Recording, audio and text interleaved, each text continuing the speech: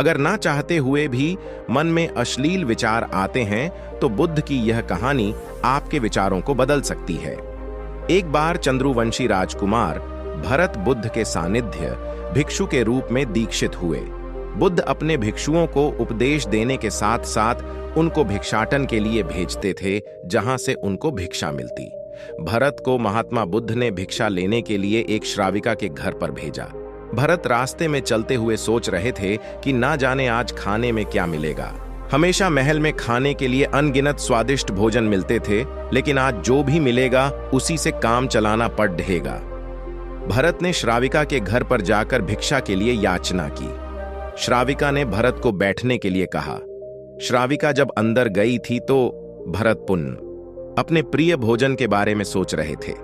जब श्राविका भोजन लेकर आई तो भरत अचंभित रह गए। भरत अपने प्रिय भोजन को देखकर खुश हो गए। भरत भिक्षा ग्रहण करने लगे।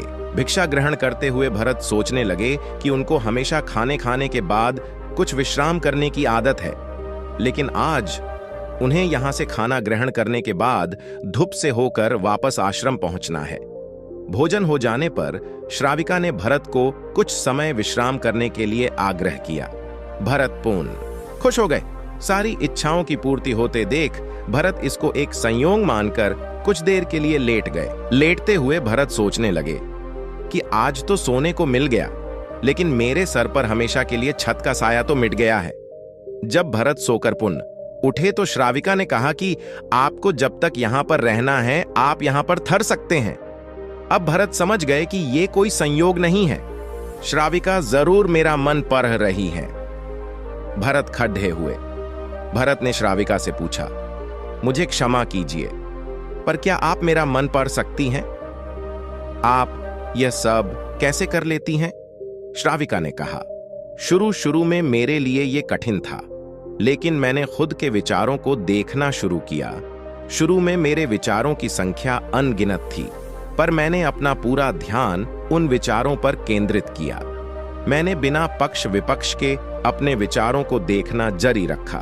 धीरे धीरे मेरे विचारों की संख्या कम होती गई। मेरे सारे व्यर्थ विचार दूर होते गए।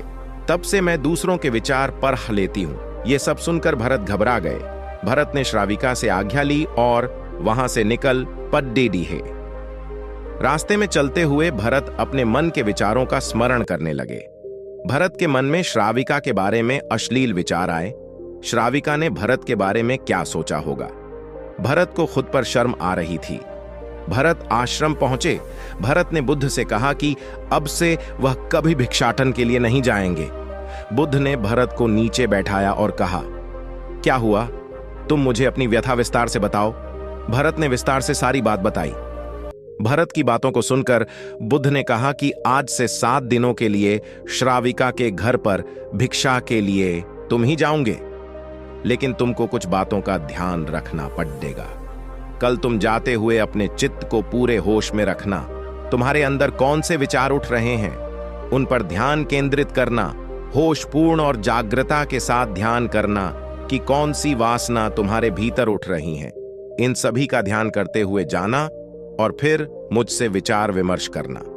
अगले दिन भरत बुद्ध के बताए अनुसार पूरे मार्ग में अपने होश को जागृत रखते हुए चल रहा था। भिक्षु आज पूरी तरह से जगा हुए था।